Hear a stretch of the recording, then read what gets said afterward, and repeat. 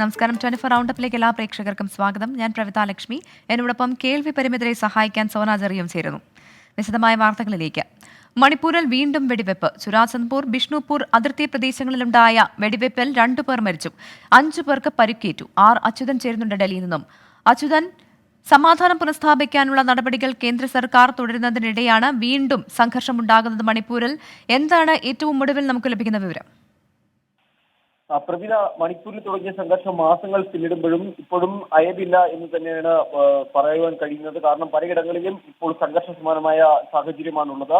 ഈ കഴിഞ്ഞ 29-നാണ് ചുരാചന്ദ്പൂർ, ബിഷ്ണുപൂർ അതിർത്തി പ്രദേശങ്ങളിൽ വെടിവയ്പുണ്ടായത്. അന്ന് 2 പേർ മരിച്ചിരുന്നു. തുടർന്ന് അതിൽ പരിക്കേറ്റ 2 പേർ കൂടി ഇപ്പോൾ മരിച്ചിരിക്കുകയാണ്.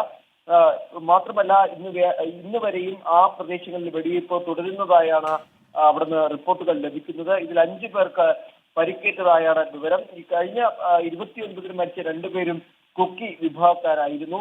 എന്തായാലും നിലവിൽ ഇപ്പോൾ ഈ ചുരാചന്ദ്പൂരിൽ കുക്കി വിഭാഗക്കാർ അനിശ്ചിതകാല ബന്ദിന് ആഹ്വാനം ചെയ്തിരിക്കുകയാണ്. കുക്കി ഭൂരിപക്ഷ പ്രദേശങ്ങൾക്ക് നേരെ ആക്രമണം വർദ്ധിച്ച സാഹചര്യത്തിലാണ് ഈ ഒരു ബന്ദിന് ഇപ്പോൾ ആഹ്വാനം ചെയ്തിരിക്കുന്നത്. എന്തായാലും ആശങ്കയായി തന്നെ മണിപ്പൂരിൽ സംഘർഷങ്ങൾ തുടരുന്നത്. മാത്രമല്ല ഒരു തരത്തിലും സമാധാനം പുനഃസ്ഥാപിക്കാൻ കഴിയാത്ത ഒരു സാഹചര്യം കൂടിയാണ് മണിപ്പൂരിൽ നിലവിലുള്ളത്. എന്തായാലും ഇന്നിപ്പോൾ ലഭിച്ച ഈ വിവരമനുസരിച്ച് 2 പേർ കൂടിയാണ് ഈ സംഘർഷവുമായി ബന്ധപ്പെട്ട് മരിച്ചത്. അച്യുതനാണ് മണിപ്പൂരിൽ നിന്നുള്ള വിവരങ്ങൾ നൽകിയത്. കണ്ണൂർ താഴെ ചൊവ്വയിൽ അപകടത്തിൽപ്പെട്ട കാറിന് തീപിടിച്ചു. മറ്റൊരു വാഹനത്തിൽ ഇടിച്ച ശേഷമാണ് കാറിന് തീപിടിച്ചത്. യാത്രക്കാർ വേഗം വാഹനത്തിൽ നിന്ന് പുറത്തിറങ്ങിയതിനാൽ ആളപായം ഒഴിവായി. അരുൺ പൂപ്പറമ്പ് ചേരുന്നുണ്ട്. അരുൺ, എങ്ങനെയായിരുന്നു ഈ അപകടം? പ്രവിധ, ഇന്ന് വൈകിട്ട് 4 മണിയോടെയാണ് ഈ അപകടമുണ്ടായത്. കണ്ണൂർ താഴെ ചൊവ്വയിലാണ് കാർ മിനി ലോറിയിൽ ഇടിച്ച് അപകടമുണ്ടായി. തൊട്ട് പിന്നാലെയാണ് കാറിൽ തീപിടിക്കുന്ന സാഹചര്യം ഉണ്ടായത്. ഇത് പെട്ടെന്ന് തന്നെ ശ്രദ്ധയിൽപ്പെട്ടതിനാൽ കാറിലുണ്ടായിരുന്ന യാത്രക്കാർ വേഗത്തിൽ തന്നെ ഈ വാഹനത്തിൽ നിന്ന് ഇറങ്ങാൻ സാധിച്ചു. അതാണ് വലിയ അപകടം ഉളവാക്കിയത്. പിന്നീട് അവിടെ ഒത്തുചേർന്ന നാട്ടുകാർ ചേർന്നാണ് ഈ തീ അടച്ചത്. പിന്നീട് അഗ്നിരക്ഷാ സേനയും അവിടെ എത്തിച്ചേർന്നു. വലിയ അപകടമാണ് ഉണ്ടായത്. വാഹനം അത്തരത്തിൽ വലിയ അപകടമാണ് ഉണ്ടായത്. കണ്ണൂർ താഴെ ചൊവ്വയിൽ അപകടത്തിൽപ്പെട്ട കാറിനാണ് തീപിടിച്ചത്. മറ്റൊരു വാഹനത്തിൽ ഇടിച്ച ശേഷമാണ് കാറിന് തീപിടിച്ചത്. ആളപായമില്ല. അടുത്ത മാസം 18 മുതൽ പാർലമെന്റ് പ്രത്യേക സമ്മേളനം ചേരും. 5 ദിവസമാണ് സഭ സമ്മേളിക്കുക. ഫലപ്രദമായ ചർച്ചകൾക്കായാണ് പ്രത്യേക സമ്മേളനമെന്ന് പാർലമെന്ററി കാര്യമന്ത്രി പ്രഹ്ലാദ് ജോഷി പറഞ്ഞു. അച്യുതൻ ചേരുന്നുണ്ട് ഡൽഹിയിൽ നിന്നും. അച്യുതൻ, അടുത്ത മാസം 18 മുതൽ പാർലമെന്റ് പ്രത്യേക സമ്മേളനം ചേരുകയാണ്. ഇത് സാഹചര്യത്തിലാണ് ഇത്തരത്തിലൊരു പ്രത്യേക സമ്മേളനം? അച്യുതൻ അല്പസമയത്തിനുള്ളിൽ തന്നെ എത്തിച്ചേരും എന്ന് പ്രതീക്ഷിക്കുന്നു, കണക്ട് ആകുമെന്ന് പ്രതീക്ഷിക്കുന്നു. അടുത്ത മാസം 18 മുതൽ പാർലമെന്റ് പ്രത്യേക സമ്മേളനം ചേരും. 5 ദിവസമാണ് സഭ സമ്മേളിക്കുക. ഫലപ്രദമായ ചർച്ചകൾക്കായി പ്രത്യേക സമ്മേളനം എന്നതാണ് പാർലമെന്ററി കാര്യമന്ത്രി പ്രഹ്ലാദ് ജോഷിയുടെ വിശദീകരണം. അച്യുതൻ ചേരുന്നുണ്ട്. അച്യുതൻ, വിവരങ്ങൾ. പ്രവിധ, കഴിഞ്ഞ വർഷകാല സമ്മേളനം മണിപ്പൂർ വിഷയത്തെ തുടർന്ന് പ്രക്ഷുബ്ധമായിരുന്നു. പ്രതിപക്ഷം വലിയ രീതിയിലുള്ള പ്രതിഷേധമാണ് ഇരു സഭകളിലും നടത്തിയത്. പല ബില്ലിന്മേലുള്ള ചർച്ചകൾ പോലും പ്രാവർത്തികമാക്കുവാൻ കഴിഞ്ഞിരുന്നില്ല. ഇപ്പോൾ നിലവിൽ പാർലമെന്ററി കാര്യമന്ത്രി പ്രഹ്ലാദ് ജോഷി അറിയിച്ചിരിക്കുന്നത് പാർലമെന്റിന്റെ ഒരു പ്രത്യേക സമ്മേളനം വിളിച്ചു ചേർക്കുകയാണ്. അത് സെപ്റ്റംബർ 18 മുതൽ 22 വരെയായിരിക്കും ആ പ്രത്യേക സമ്മേളനം. 5 ദിവസം സഭ സമ്മേളിക്കുമെന്നും അറിയിച്ചിട്ടുണ്ട്. മാത്രമല്ല ഫലപ്രദമായ ചർച്ചകൾക്കായാണ് ഈ പ്രത്യേക സെക്ഷൻ വിളിച്ചു ചേർത്തിരിക്കുന്നതെന്നുമാണ് ഇപ്പോൾ പ്രഹ്ലാദ് ജോഷി ഇതുമായി ബന്ധപ്പെട്ട് പറഞ്ഞിരിക്കുന്നത്. സ്വാഭാവികമായിട്ട് വർഷകാല സമ്മേളനം കഴിയുമ്പോൾ വരേണ്ടത് ശീതകാല സമ്മേളനമാണ്. പക്ഷേ അതിനു മുൻപായിട്ടാണ് ഇപ്പോൾ ഈ ഒരു പ്രത്യേക സെക്ഷൻ വിളിച്ചു ചേർത്തിരിക്കുന്നത്. എന്തായാലും ഇപ്പോൾ അദാനിക്കെതിരായ ഈ OCCRP വിഷയം കൂടി വന്ന സ്ഥിതിക്ക് ഈ സമ്മേളനവും പ്രക്ഷുബ്ധമാവുമെന്നതിൽ യാതൊരു സംശയവുമില്ല. എന്താ ശരി, അച്യുതനാണ് വിവരങ്ങൾ നൽകിയത്. പ്രതിപക്ഷ കൂട്ടായ്മയായ ഇന്ത്യയുടെ നേതൃപദവിയെ ചൊല്ലിയുള്ള ഭിന്നത പരിഹരിക്കാൻ പുതിയ സമവായ നിർദ്ദേശങ്ങൾ. ചെയർപേഴ്സണായി സോണിയാഗാന്ധിയെയും കൺവീനറായി നിതീഷ് കുമാറിനെയും നിയമിക്കാനാണ് ആലോചന. പല പാർട്ടികളായതുകൊണ്ട് തന്നെ ഭിന്നതകൾ സ്വാഭാവികമാണെന്നും BJP അധികാരത്തിൽ നിന്ന് പുറത്താക്കാൻ എല്ലാവരും ഒന്നിക്കുമെന്നും CPI ജനറൽ സെക്രട്ടറി D രാജ പറഞ്ഞു. സോണിയാഗാന്ധിയും രാഹുൽ ഗാന്ധിയും പ്രതിപക്ഷ കൂട്ടായ്മ വേദിയിൽ എത്തി. രാധാകൃഷ്ണൻ ചേരുന്നുണ്ട് മുംബൈയിൽ നിന്നും. രാധാകൃഷ്ണൻ, വിവരങ്ങൾ. ഇപ്പോൾ SP അധ്യക്ഷൻ ഇവിടേക്ക് എത്തിച്ചേർന്നിരിക്കുകയാണ്. അഖിലേഷ് യാദവാണ് ഇപ്പോൾ ഈ വേദിയിലേക്ക് എത്തിയിരിക്കുന്നത്. ഏതാണ്ട് എല്ലാ പ്രതിപക്ഷ പാർട്ടി നേതാക്കന്മാരും ഇതോടുകൂടി എത്തിച്ചേർന്നു എന്ന് പറയാം. യോഗം അനൌദ്യോഗികമായ ചർച്ചകളിലേക്ക് കടന്നിരിക്കുകയാണ്. അല്പസമയത്തിനകം രാഹുൽ ഗാന്ധിയുടെ വാർത്താ സമ്മേളനം നടക്കും. ഈ ഇന്ത്യ കൂട്ടായ്മ നേരിടുന്ന ഇപ്പോഴത്തെ ഏറ്റവും പ്രധാനപ്പെട്ട പ്രതിസന്ധി നേതൃപരമായിട്ടുള്ള ഒരു ഘടന ഉണ്ടാക്കുക എന്നുള്ളതാണ്. ഈ നേതൃപരമായിട്ടുള്ള ഘടന ഉണ്ടാക്കുന്ന വിഷയത്തെ സംബന്ധിച്ചിട്ടുള്ള ചില ധാരണകൾ രൂപപ്പെട്ടിട്ടുണ്ട്. കൺവീനറായി ബീഹാറിന്റെ മുഖ്യമന്ത്രി കൂടിയായിട്ടുള്ള നിതീഷ് കുമാറിനെ നിർദ്ദേശിക്കും. സോണിയാഗാന്ധി ഈ കൂട്ടായ്മയുടെ ചെയർപേഴ്സണായി പ്രവർത്തിക്കും എന്നാണ് ഇപ്പോൾ അറിയാൻ സാധിക്കുന്നത്. 15-അംഗ സ്റ്റിയറിംഗ് കമ്മിറ്റി രൂപീകരിക്കാനായിട്ടുള്ള ഒരു ധാരണയും പാർട്ടികൾക്കിടയിൽ ഉണ്ടായിട്ടുണ്ട്. എല്ലാ ഘടക കക്ഷികൾക്കും ഇന്ത്യ കൂട്ടായ്മയിലെ ഘടകകക്ഷികൾക്കും പ്രാതിനിധ്യം നൽകുന്ന വിധത്തിലുള്ള ഒരു സ്റ്റിയറിംഗ് കമ്മിറ്റി യാഥാർത്ഥ്യമാകും എന്നാണ് അറിയാൻ സാധിക്കുന്നത്. കോൺഗ്രസിനെ സംബന്ധിച്ചും മറ്റ് പാർട്ടികളെ സംബന്ധിച്ചും 2024 ലോക്സഭാ തെരഞ്ഞെടുപ്പിൽ മികച്ച രീതിയിൽ വിജയിക്കുകയും അധികാരത്തിലേക്ക് മടങ്ങി വരികയും ചെയ്യേണ്ടത് അനിവാര്യമാണ്. ഈ സാഹചര്യത്തിൽ ഭിന്നതകൾ പലതുണ്ടെങ്കിലും അതിനെല്ലാം ഉപരിയായിട്ട് BJPയെ അധികാരത്തിൽ നിന്ന് പുറത്തെത്തിക്കാൻ ആവശ്യമായിട്ടുള്ള ഒരു കൂട്ടായ്മ എന്ന രീതിയിലേക്ക് ഇപ്പോഴത്തെ സാഹചര്യത്തെ വ്യാഖ്യാനിക്കണം എന്ന ഒരു തീരുമാനമാണ് ഉണ്ടായിരിക്കുന്നത്. അതുകൊണ്ട് ഇതുമായി ബന്ധപ്പെട്ടിട്ടുള്ള വിഷയത്തിൽ നിലവിൽ നിൽക്കുന്ന ഭിന്നതകൾ അത് പരമാവധി വിട്ടുവീഴ്ച മനോഭാവത്തോടുകൂടി പരിഹരിക്കാൻ ഉള്ള ശ്രമമാണ് അവർ നടത്തുന്നത്. ആം ആദ്മി പാർട്ടിയുടെ ഭാഗത്തു നിന്നാണ് ഇതുവരെ ഈ ഘട്ടത്തിൽ ഇപ്പോഴത്തെ ഒരു സാഹചര്യത്തിൽ ചില ശക്തമായിട്ടുള്ള നിലപാടുകൾ ഉള്ളത്. ആം ആദ്മി പാർട്ടി പറയുന്നതനുസരിച്ച് അവർ മത്സരിക്കുന്ന അവർക്ക് കൂടുതൽ സ്വാധീനമുള്ള ഡൽഹിയും പഞ്ചാബും അടക്കമുള്ള മേഖലകളിൽ അവർക്ക് സ്വാധീനമുള്ള മണ്ഡലങ്ങളിൽ ഡൽഹിയിൽ പൂർണ്ണമായിട്ടും പഞ്ചാബിൽ അവർക്ക് സ്വാധീനമുള്ള മേഖലകളിലും കോൺഗ്രസ് ലോക്സഭാ തെരഞ്ഞെടുപ്പിൽ സ്ഥാനാർത്ഥികളെ നിർത്തരുത് എന്ന ആവശ്യമാണ് പ്രധാനമായും അവർ ഉന്നയിക്കുന്നത്. ഈ കൺവീനറുമായി ബന്ധപ്പെട്ടിട്ടുള്ള വിഷയത്തിലും അവർക്ക് അവരുടേതായിട്ടുള്ള ചില എതിരഭിപ്രായങ്ങൾ ഉണ്ട്. ഏതായാലും ആം ആദ്മി പാർട്ടിയെ ഫലത്തിൽ അനുനയിപ്പിക്കാൻ കോൺഗ്രസിന് കൺവീനർ സ്ഥാനം ഇല്ലാത്ത ഒരു സാഹചര്യത്തിൽ സാധിക്കും എന്നാണ് മറ്റ് ഘടകകക്ഷികൾ വിശ്വസിക്കുന്നത്. ഇടതുപക്ഷ പാർട്ടികളും നിലവിൽ രാജ്യത്ത് ഇന്ത്യ കൂട്ടായ്മ അധികാരത്തിലേക്ക് എത്താൻ ആവശ്യമായിട്ടുള്ള വിട്ടുവീഴ്ചകൾ ചെയ്യണം എന്ന നിർദ്ദേശമാണ് മുന്നോട്ട് വയ്ക്കുന്നത്. CPIMന്റെ ജനറൽ സെക്രട്ടറി സീതാറാം യെച്ചൂരി മാധ്യമങ്ങളോട് ഇക്കാര്യം വിശദീകരിക്കുകയും ചെയ്തിരുന്നു. പ്രവിധ. ശരി, ആർ രാധാകൃഷ്ണനാണ് മുംബൈയിൽ നിന്നുള്ള വിവരങ്ങൾ നൽകിയത്.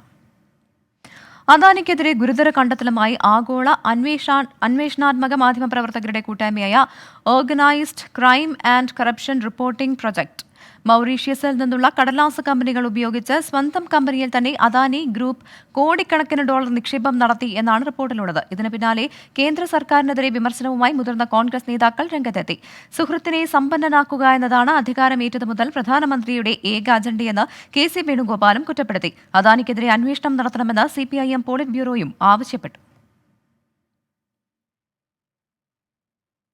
മന്ത്രിമാർ വേദിയിലിരിക്കെ സംസ്ഥാന സർക്കാരിനെതിരെ നടൻ ജയസൂര്യ ഉയർത്തിയ വിമർശനങ്ങളിൽ വാദപ്രതിവാദങ്ങൾ തുടരുന്നു. വിമർശനത്തിൽ ഉറച്ചു നിൽക്കുന്നുവെന്ന് നടൻ ജയസൂര്യ പറഞ്ഞു. ജയസൂര്യയ്ക്ക് പിന്തുണയുമായി കർഷകനും നടനുമായ കൃഷ്ണൻ പ്രസാദും K മുരളീധരൻ MP-യും പാലക്കാട്ടെ കർഷകരും രംഗത്തെത്തി. അതേസമയം പുതിയ സിനിമയുടെ പ്രമോഷന് വേണ്ടിയുള്ള മുതലക്കണ്ണീരാണ് കർഷക സ്നേഹമെന്ന് AIYF കുറ്റപ്പെടുത്തി. കാർഷികോത്സവ വേദിയിൽ മന്ത്രിമാർ ഇരിക്കെ ഉയർത്തിയ വിമർശനങ്ങളിൽ നിന്ന് പിന്നോട്ടില്ലെന്ന നിലപാടിലാണ് നടൻ ജയസൂര്യ. 6 മാസം മുൻപ് ശേഖരിച്ച നെല്ലിന്റെ വില കർഷകർക്ക് ലഭിക്കാത്തത് അനീതിയല്ലേ എന്നും കൃഷിമന്ത്രിയെ പരിപാടിയിൽ കണ്ടപ്പോഴാണ് തനിക്കറിയാവുന്ന കർഷകരുടെ പ്രതിസന്ധികൾ ഉന്നയിച്ചതെന്നും ജയസൂര്യ പറഞ്ഞു. തനിക്ക് ഇടത് വലത് BJP രാഷ്ട്രീയവുമായി ഒരു ബന്ധവുമില്ല. കളമശ്ശേരിയിലെ പരിപാടിക്ക് വിളിച്ചത് മന്ത്രി P രാജീവാണ്. സമൂഹ മാധ്യമങ്ങളിലെ ചർച്ച കാര്യമാക്കുന്നില്ലെന്നും പരസ്യ പ്രതികരണത്തിനില്ലെന്നും ജയസൂര്യ വ്യക്തമാക്കി. അതേസമയം തന്റെ പേര് പരാമർശിച്ച് ജയസൂര്യ നടത്തിയ പ്രതികരണം മുഴുവൻ കർഷകർക്കും വേണ്ടിയെന്ന് നടനും കർഷകനുമായ കൃഷ്ണപ്രസാദ് പ്രതികരിച്ചു. ഇന്നലെ തൊട്ടാണല്ലോ ഇത് ശ്രദ്ധിക്കപ്പെടാൻ തുടങ്ങിയത്. അപ്പോൾ എന്തായാലും ഇപ്പോൾ അത് ശ്രദ്ധിക്കപ്പെട്ടു. അതുകൊണ്ട് ഇനിയെങ്കിലും അതൊരു അടിയന്തര നടപടി എടുക്കുമെന്നാണ് ഞങ്ങളെപ്പോലുള്ള കൃഷിക്കാരുടെയൊക്കെ ഒരു വിശ്വാസം. ജയസൂര്യ പറഞ്ഞത് കർഷകരുടെ വികാരമെന്നും അപ്രിയ സത്യം തുറന്നു പറഞ്ഞതിന് പിന്തുണ നൽകുന്നുവെന്നും K മുരളീധരൻ MP. ആ സ്റ്റേജിൽ വെച്ചിട്ടല്ല മറുപടി പറയുന്നത്. ആരും കേൾക്കാണ്ട് പത്രക്കാരെ മാത്രം വിളിച്ചിട്ട് മറുപടി പറഞ്ഞു. അതിൽ നിന്ന് അല്ലെങ്കിൽ ആ സ്റ്റേജിൽ അദ്ദേഹത്തിന് മറുപടി പറഞ്ഞുകൂടെ? അങ്ങനെയല്ല എന്ന് എന്തുകൊണ്ട് അദ്ദേഹത്തിന് പറയാൻ കഴിഞ്ഞില്ല? അവസരം കിട്ടിയപ്പോൾ കർഷകന്റെ അവസ്ഥ തുറന്നു കാട്ടുകയാണ് ജയസൂര്യ ചെയ്തതെന്നും അഭിനയിക്കുന്നത് കൃഷിമന്ത്രിയെന്നും കർഷകർ ആരോപിച്ചു. അത് അദ്ദേഹം പറഞ്ഞത് 100% ശരിയാണ്. രണ്ടാം വിളയിലെ മാത്രമല്ല, ഒന്നാം വിളയിലെ തന്നെ പല കൃഷിക്കാർക്കും പൈസ കിട്ടാത്ത സാഹചര്യം നിലവിലുണ്ട്. ഈ മന്ത്രിയോ അല്ലെങ്കിൽ മന്ത്രിസഭയോ ഇത് അറിഞ്ഞില്ല എന്നുള്ളൊരു മട്ടിലും ഭാവത്തിലുമാണ് മുന്നോട്ട് പോകുന്നത്. ജയസൂര്യയ്ക്ക് പിന്തുണയുമായി പ്രതിപക്ഷമെത്തുമ്പോൾ ഇടതനുകൂല സംഘടനകൾ പ്രതിരോധവുമായി രംഗത്തെത്തുന്നുണ്ട്. നെല്ലിന്റെ സംഭരണ വില നൽകാത്ത കേന്ദ്ര സർക്കാരിനെ വിമർശിക്കാത്തത് ഭീരുത്വമെന്നും വസ്തുതകൾ മനസ്സിലാക്കാതെ സിനിമയിലെ പോലെ കയ്യടി കിട്ടാൻ എന്തും വിളിച്ചു പറയുന്നത് ശരിയല്ലെന്നും AIYF സംസ്ഥാന സെക്രട്ടറി TT ജിസ്മോൻ പ്രസ്താവനയിലൂടെ അറിയിച്ചു. 24 കൊച്ചി. നടൻ ജയസൂര്യക്കെതിരായ വിമർശനത്തിൽ ഉറച്ച് കൃഷിമന്ത്രി പി പ്രസാദ് വസ്തുതാവിരുദ്ധമായ ആരോപണമാണ് ജയസൂര്യ ഉന്നയിച്ചതെന്നും പിന്നിൽ മറ്റു താൽപര്യങ്ങളാണെന്നും പി പ്രസാദ് 24 ന്യൂസ് ഈവനിംഗിൽ പറഞ്ഞു. കേരളത്തിലെ നെൽകൃഷിക്കാരുമായി ബന്ധപ്പെട്ട ഒരു പ്രശ്നം എന്ന തരത്തിൽ ഉന്നയിക്കുന്നതിന് ഞാൻ ഒരു ഇതും പറയുന്നില്ല. പക്ഷേ അദ്ദേഹം കൃഷ്ണപ്രസാദ് എന്ന് പറയുന്ന അദ്ദേഹത്തിന് ഏറ്റവും അടുപ്പമുള്ള ഒരു സുഹൃത്തിന് തിരുവോണ നാളിൽ പട്ടിണി കിടക്കേണ്ട അവസ്ഥയുണ്ടായിരിക്കുന്നത് നെല്ല് കൊടുത്തിട്ട് 6 മാസമായിട്ടും പൈസ കിട്ടിയിട്ടില്ല എന്നുള്ളതിന്റെ പേരിലാണ് എന്ന് പറയുന്നത് ശരിയല്ല. മാസങ്ങൾക്ക് മുമ്പ് പണം അദ്ദേഹം പൂർണ്ണമായും കൈപ്പറ്റി കഴിഞ്ഞിരുന്നു എന്നുള്ള യാഥാർത്ഥ്യം നമ്മൾ ബോധ്യപ്പെടേണ്ടതല്ലേ? പ്ലാൻഡ് ആയിട്ട് അങ്ങനെ കൊണ്ടുവന്ന് അവതരിപ്പിക്കുകയായിരുന്നു. അവിടെ വസ്തുതയുമായി നിരക്കുന്ന കാര്യമല്ല അവിടെ അദ്ദേഹം പറഞ്ഞതെന്ന് സൂചിപ്പിക്കേണ്ട ബാധ്യതയും ബോധ്യപ്പെടുത്തേണ്ട ബാധ്യതയും എനിക്കില്ലേ. രാഹുൽ ഗാന്ധിയുടെ വാർത്താ സമ്മേളനം മുംബൈയിൽ നടക്കുന്നു. തത്സമയം And SEBI gave a clean chit to Mr. Adani. And it's very interesting to note that the same gentleman who gave a clean chit to Mr. Adani, is today a director in NDTV. So it is very clear that there is something very wrong here. Now, we are trying to show the world that we are a transparent economy. We are trying to show the world and our businesses that India has a level playing field. The question, of course, is why is this one gentleman who is close to the Prime Minister of India allowed to move $1 billion, pump up his share price, to use that money to capture Indian assets, airports, ports? Why is there no investigation taking place? It's very important that the Prime Minister of India, Mr. Narendra Modi, clears his name and categorically explains what is going on.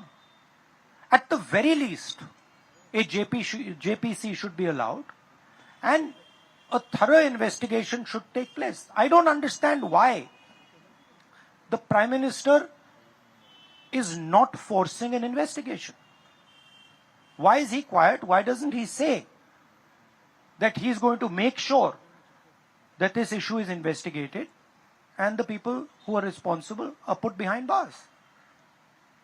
So this is raising a very serious question on the Indian Prime Minister just before leaders of the G20 are coming here, are going to be our guests, and they're going to be asking the question, what is this special company? This company that is owned by a gentleman close to the Prime Minister, why is it that in an economy like India, this gentleman is being given a free ride? They're going to ask this question, and I think it's very important that this matter is made clear before they arrive.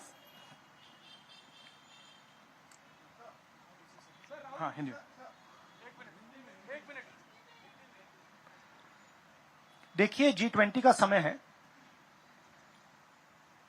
अलग अलग देशों से यहां leaders आ रहे हैं और आज सुबह एक बहुत गंभीर मामला उठाया गया है. 2 फाइनेंशियल न्यूज़पेपर्स में, दुनिया के जो मशहूर फाइनेंशियल न्यूज़पेपर्स हैं, ये गार्डियन न्यूज़पेपर है. इसमें साफ लिखा है, जो Modi linked Adani family secretly invested in own shares, document suggest. मतलब एक परिवार जो मोदी जी के बहुत करीब है, उसने अपने शेयर में अपना पैसा इन्वेस्ट किया शेयर प्राइस को इन्फ्लेट करने के लिए. दूसरा, यहां फाइनेंशियल टाइम्स अखबार है, इसमें लिखा है hidden investors and a secret paper trail. और ये गार्डियन की अंदर का पेज है, wealthy Indian family with links to Modi invested in own shares. मतलब $1 बिलियन हिंदुस्तान से अदानी जी की कंपनी के नेटवर्क के थ्रू अलग अलग देशों में गया और फिर वापस आया. और उस पैसे से अदानी जी ने, जो उनकी शेयर प्राइस थी, उसको बढ़ाया, इन्फ्लेट किया और उस फायदे से हिंदुस्तान का जो इंफ्रास्ट्रक्चर है, जो अदानी जी एयरपोर्ट्स खरीद रहे हैं, पोर्ट्स खरीद रहे हैं, अभी यहां धारावी में शायद उनको बड़ा प्रोजेक्ट मिला है, तो ये सब जो हिंदुस्तान के जो एसेट्स हैं, जो पूंजी हैं, जो अदानी जी खरीद रहे हैं, वो इस पैसे से शेयर प्राइस को इन्फ्लेट करके खरीद रहे हैं।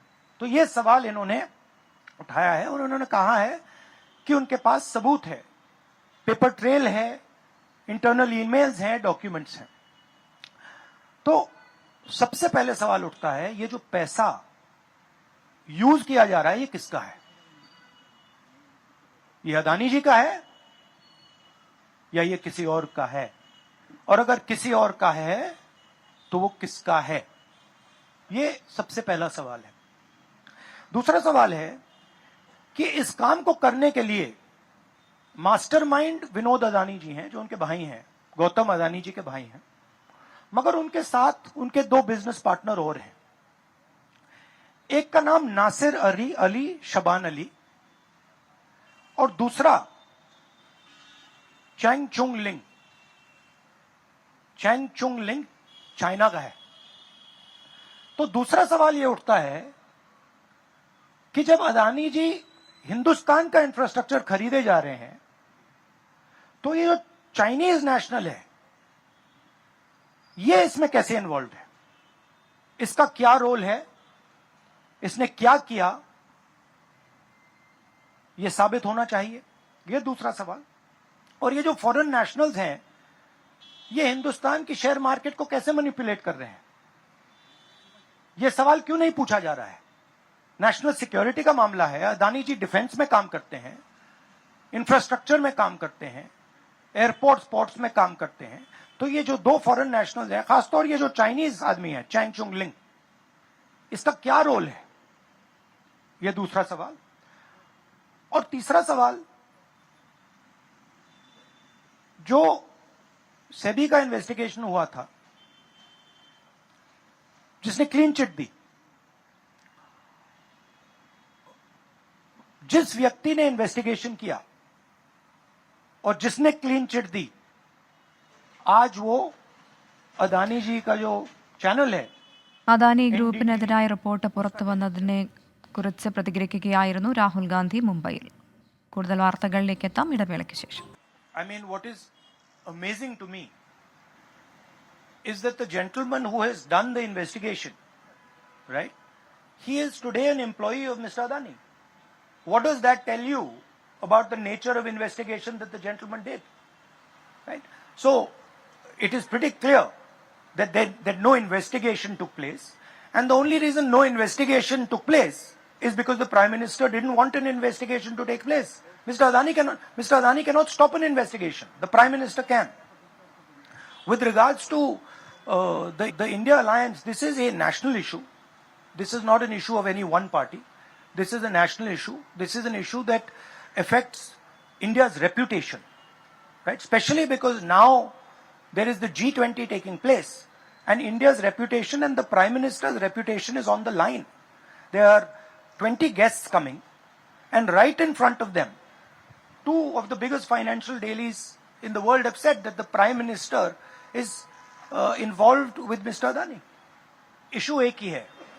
Issue ये है कि आज हिंदुस्तान में कोई लेवल प्लेइंग फील्ड नहीं है.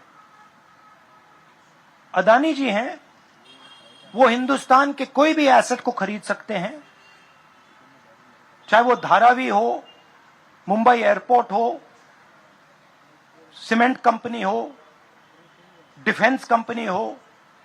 मैंने अपने भाषण में कहा था, प्रधानमंत्री फॉरेन टूर पे जाते हैं, अदानी जी उनके साथ जाते थे, उसके एकदम बाद उनको अदानी जी को बड़े बड़े कॉन्ट्रैक्ट मिल जाते हैं. तो सवाल लेवल प्लेइंग फील्ड का है. सिर्फ एक व्यक्ति को